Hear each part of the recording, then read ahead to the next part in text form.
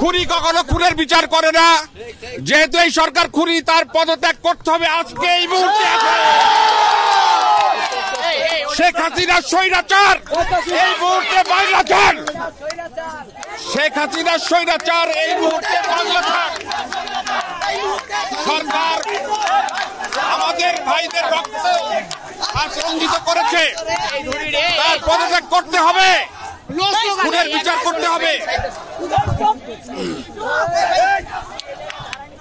আপনারা রাজপথে নেমেছেন, আর ঘরে ফিরে যাবেন না, আমরা যাব না।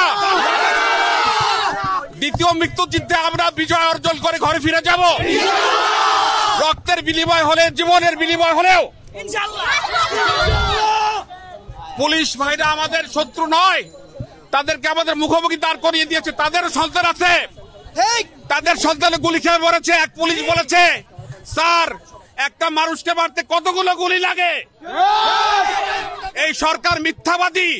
হেলিকপ্টার থেকে গুলি করে ঘরের মধ্যে শিশুকে মেরেছে, 6 বছরের বাচ্চাকে মেরেছে, সন্তান সেবা মাকে মেরেছে।